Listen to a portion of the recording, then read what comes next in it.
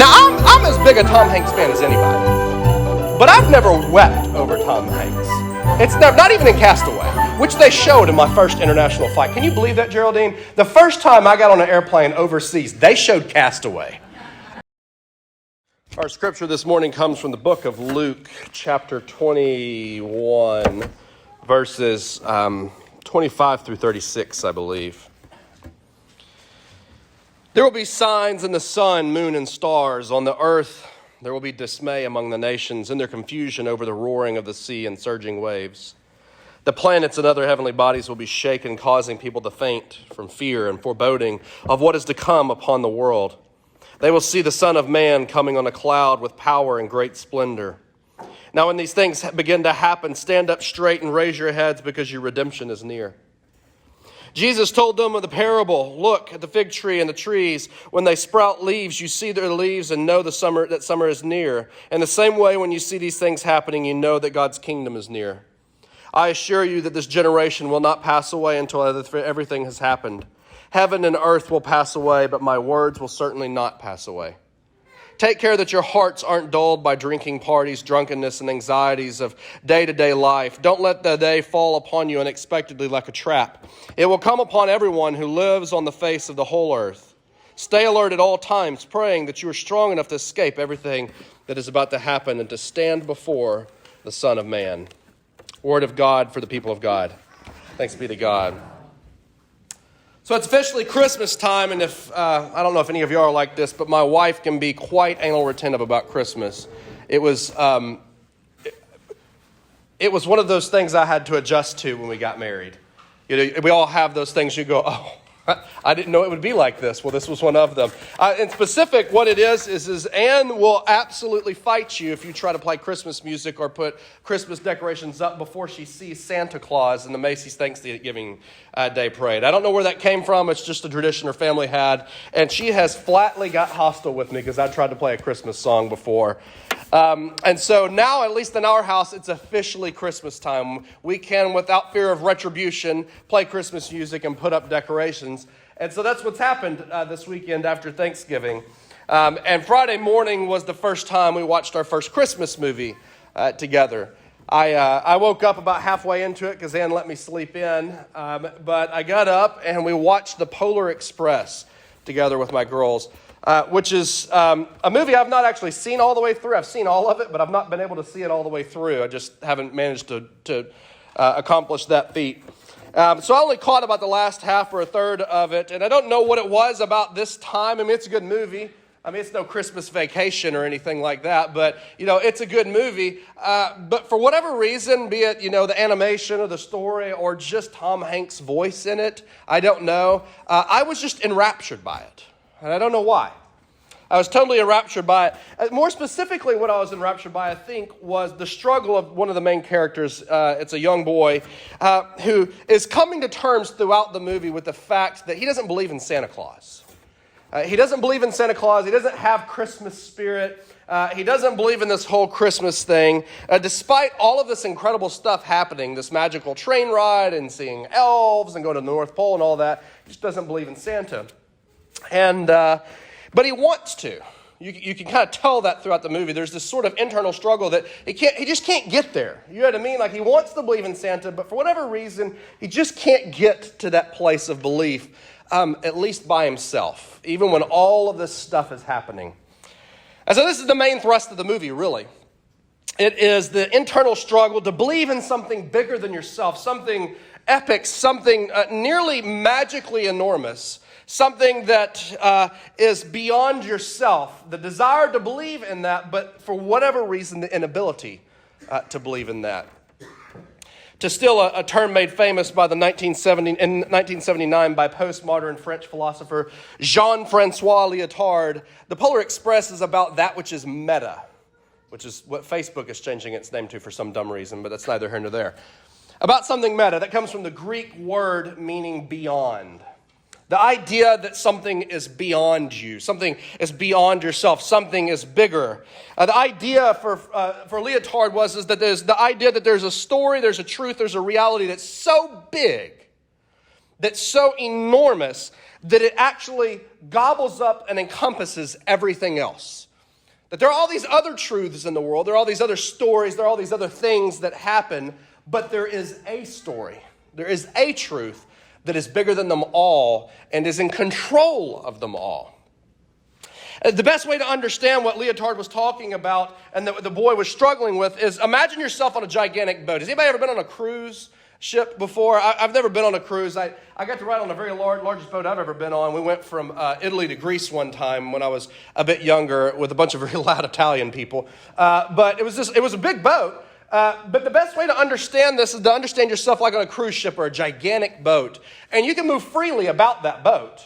You can go to the bathroom, you can go to your room, you can go to sleep, you can go to the bar, you can go to the restaurant, you can go stand on the bow. You can do anything, but you're going to be on that boat.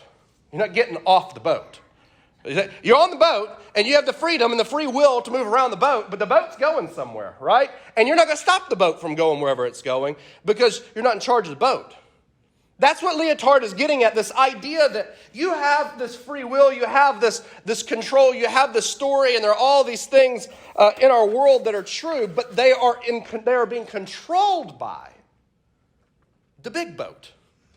There may even be little boats on the big boat, but the big boat is what is in control. That is what something means for something to be meta. The boat is meta. It is that which is beyond. It is the larger story, the larger plot line. And this is what the boy wrestles with throughout the whole movie. The idea that there's something that big out there. That big beyond his comprehension. That enormous. Now, toward the end of the movie, as you might expect, the boy's having this struggle. And he's trying real hard to get there mentally. And he just can't. And then he meets Santa Claus. Right? The conductor of the Polar Express is voiced by Tom Hanks, but so is Santa Claus. This big, booming, powerful, like wise, familiar, home-feeling voice. And he meets Santa Claus, and what you see happening in that moment is, in our language as Christians, is you see conversion occurring. You see somebody who doesn't believe, and maybe wants to believe, but doesn't believe, having an experience where they're converted to full-throated, from your nose to your toes, skin to your bones, full-tilt belief. So that's, and Santa and is real. It's this wonderful sort of criminally short exchange where you get to talk to, he talks to Santa Claus. But as I sat there listening to this too short talk between the boy and this other little kids there and Santa Claus, something wildly unexpected happened to me. I started crying. Now, I'm as big a Tom Hanks fan as anybody, but I've never wept over Tom Hanks. It's never, not even in Castaway, which they showed in my first international flight. Can you believe that, Geraldine? The first time I got on an airplane overseas, they showed Castaway. I thought to myself, what in the world? Who made this choice? I would have done the exact same thing if I was in charge. But I'm a big Tom Hanks fan, and I love Santa Claus. I love the story of St. Nick. Have you ever heard the story of St. Nick? He punched a guy in the throat one time in an ancient Christian council. I'll tell you that story at another time. He literally punched a guy in the throat, but that's neither here nor there. But I've never wept over either of them. But as I sat there that Friday morning, Eliza was in my lap. Nora was freaking out about Santa Claus over on the couch. The fire was crackling. I was under a nice blanket. Ann was buzzing around because she was getting ready to go to basketball practice. I sat there, and I just started crying. I had no idea why. And I wasn't just crying. It was that kind of crying where, like, if you don't, tense up, like, you're going to start weeping. You know what I mean? Where you're like, oh, no, I don't know if I can hold it in. And I couldn't. Why? Why would that ever happen? I kept thinking to myself, did I take some sort of medicine or something that's made me emotional? Like, did I not take my crazy pills this morning? Like, what is going on that I'm suddenly crying over Santa Claus and Tom Hanks? I could not imagine what it was. And so, I sat there, I contained it. I kept myself from crying. Ann went out. Santa Claus left or whatever. They get back on the train. They go back home. It's all fine and dandy. And then I said, I've got to think about that. Which, let me step aside for a second and just as a pastor tell you, if you ever find yourself that overwhelmed suddenly with emotion like that, you need to lean into that, okay? You need to run from that. It has been my absolutely certain experience that anytime that happens, either God's causing it or God's standing on the other side of it. I've never had an experience like that where that was not true. I'm not talking like, oh, I'm in a sad situation and I start getting sad. I'm talking about unexpected deluge of vivid emotion. You need to lean into that. So, took my own advice. I said, okay, I'll do that. And I said, well, I've got to entertain the girls, so I'll put a movie on they can watch, which was, of course, Wonder Woman. And I mean like the real Wonder Woman, like Gal Gadot's Wonder Woman. They'll just sit and watch it, which we've got to stop doing because I showed Elizzy and Katie a video earlier. Eliza's determined that she's Wonder Woman and that the rest of the people in the house are bad guys. So, like, I was cooking eggs the other day, and she was hitting me in the side of the leg. And I was like, okay, we're going to have to readjust the movies we're showing our children because this is going poorly. So anyway, I let them watch Wonder Woman. I go back to my office, and I sit down, and I get overwhelmed with emotion again. I start crying, and it was, I could just tell it was from someplace else. You know what I mean? It was from a deep, visceral, like, down in my gut place. It was one of those places, if I had been by myself for an extended period of time, nobody had been in the house, I wouldn't have just cried or wept. I would have ugly cried. You know what I mean? Like where your face wrinkles up like a raisin and there's snot and tears and you're crying so hard you're kind of nauseous from it. That's where I was. I mean, that's where I was after watching Santa Claus and Tom Hanks. And so I stopped and I sat there for a second after Ann left and I began to ask myself the question that you should always ask yourself when something unexpected or something inexplicable happened. Why? Why did that happen? Why am I crying about Santa Claus? Well, I sat there for a while, and I couldn't figure it out. So I went to my next question that I tend to ask myself when I have unexpected emotions. And I said, what was I feeling? My first thought was, well, I'm sad. Because when you're crying because you're sad, right? And I thought, well, no, that wasn't it at all. I thought maybe I'm like forlorn, this idea of kind of a hopelessness in the face of the vastness of whatever it is or whatever you're going through. There's this sense that you're out of control and things may not turn out great. Maybe that's what it was. And I was like, well, I'm unhappy. Well, no, I was sitting there with my beautiful daughters watching the Polar Express. I'm not unhappy. So why in the world do I feel the way I feel? What is it that I felt? There was something about Santa's voice that triggered it within me. And as God is my witness, it finally hit me what I felt. It was longing, yearning. It was closer to hunger and thirst than it was to sadness or grief, which doesn't make any sense. It was very clear to me, and I'm not an emotionally articulate person. I could be angry and not even know it half the time. So for me to have such a clear understanding as to what was going on was very fascinating to me. It was very, very clear to me that at that moment in time, I, for whatever reason, had this deep sense of longing and pining and yearning for something. It was closer to the idea of what I feel like when my girls are gone for an extended period of time. You know what I mean? You don't just get to see. It's not sadness. It kind of is. But it's not a negative emotion. It's longing.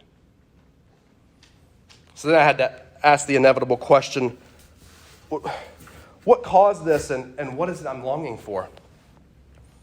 Then I realized that I was longing for the very thing that boy was longing for. Something bigger. Something grander than me. I have a great life. I get to enjoy a great life. And yet deep down inside of me, there's a yearning for something more. Something bigger. Something the size of that boat. Something meta. A cruise, not a literal cruise. You couldn't pay me to get on a cruise ship right now, given everything that's happened on cruise ships these past 2 years. But something that big comparatively. And there was something in Santa's voice that reminded me of that sort of beyond thing. It's the same thing that happens when I watch the Chronicles of Narnia and you hear Liam Neeson's voice talking as Aslan the Lion or Gandalf and the Lord of the Rings. Just this presence from a place that is beyond, from a place beyond me and beyond us and far, far away, this meta place that Jean-Francois Lyotard would talk about. It reminded me that there's a story bigger than us. And that's the story we belong in. And I felt like that little boy who's sitting there and seeing everything in the world that should indicate to him that he's right in the middle of that story. Standing on the boat, looking around, seeing all the indications that you're on a cruise ship, you're on this big boat, something so much bigger than you, and yet you can't get there by yourself. You can't get there mentally or emotionally. And I just felt myself crying out in that moment. The words, one of my favorite passages in Isaiah, "Oh God, that you would tear open the heavens and come down and be with your people." Friends, you're going to think this is quackery, if you don't already. But the emotion that I felt in that moment was nostalgia. You know what I mean? Nostalgia, defined as a wistful or a happy feeling about the things in the past, usually about home. That's what nostalgia is usually. You can remember it about any number of things, but generally people's feelings of nostalgia are tied to home. When I was back in Arkansas this past week, or I guess 2 weeks ago, whenever that was, we stayed at my parents' house. They moved into that house when I was in junior high. I was going into 9th grade, I guess. And I had all kinds of bizarre feelings going around. But what I had most of all was this sort of feeling of the way things were, the way things used to be. I was mad because they changed the carpet. What are you doing? That's my home, right?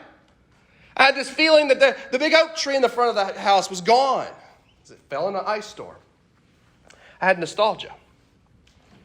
I had this yearning, I had this longing, I had this feeling of wanting to be connected to something that once was.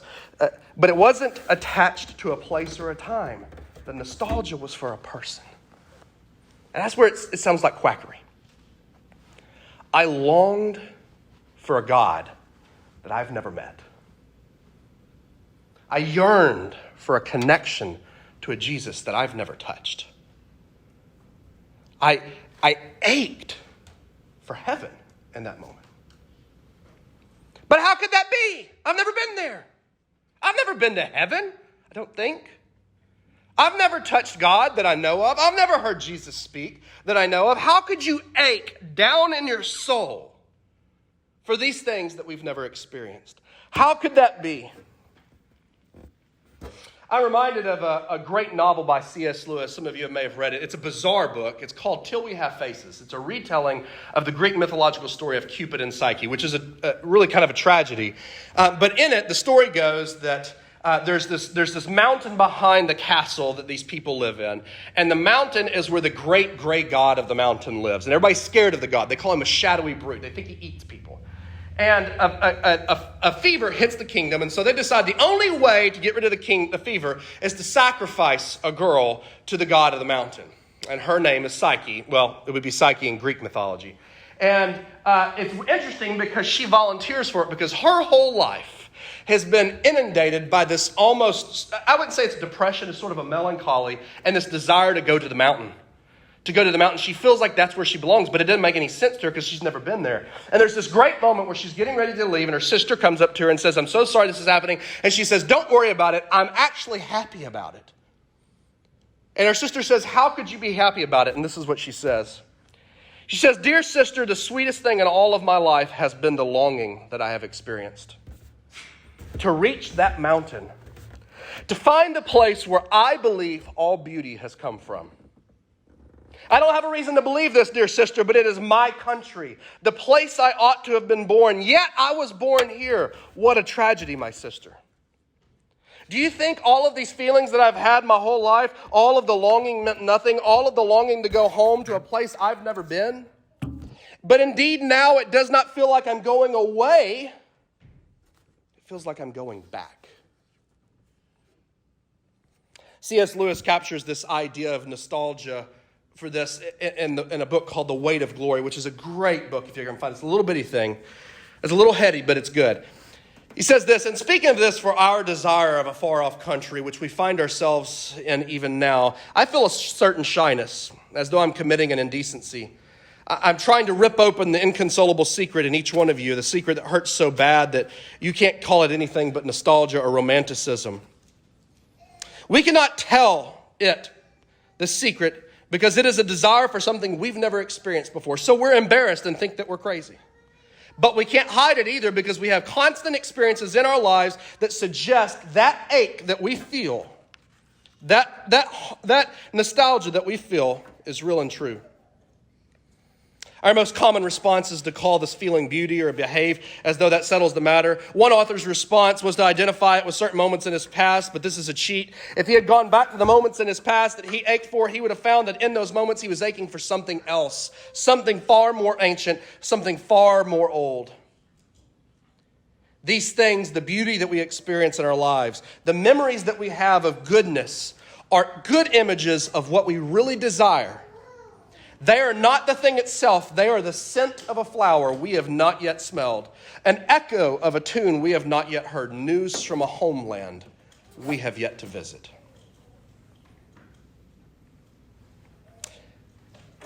Friends, the feeling that I felt, for whatever reason in that moment, I felt it a couple of times, was homesickness. It was homesickness, and I tell you, a lot of people in my 15 years of ministry feel that same thing at the end of their life. I have sat beside so many people who have died and taken their last breath. And I have asked them, as I have asked people even this year who have died, are you scared? And almost all of them look at me and say, no, I'm going home. What am I afraid of? I don't know how I'm going to get there. That weirds me out a little bit. But I'm going home. And we see this notion corroborated throughout all of Scripture. In Psalm 84, better is one day in your courts than 1,000 days elsewhere. I would rather be a doorkeeper in the house of my God than dwell in the tents of anywhere else. Psalm 91, through all generations, O Lord, you have been our home. Isaiah 32:18, my people will live in peaceful houses and secret homes in undisturbed places that are my rest. Psalm 91:1, whoever dwells in the shelter of the Most High will rest in the shadow of the Almighty. I will say to the Lord, He is my home and my fortress, my God in whom I trust. And of course, John 14, verses 1 through 2. Do not let your hearts be troubled. You believe in God, believe also in me. My Father's house has many rooms, in parentheses, for you. Don't you see? This is the heart of everything you believe as a Christian, even if you don't know you believe it. Christianity is not about being good enough. That's part of it. It is not about believing right enough, though it's part of it.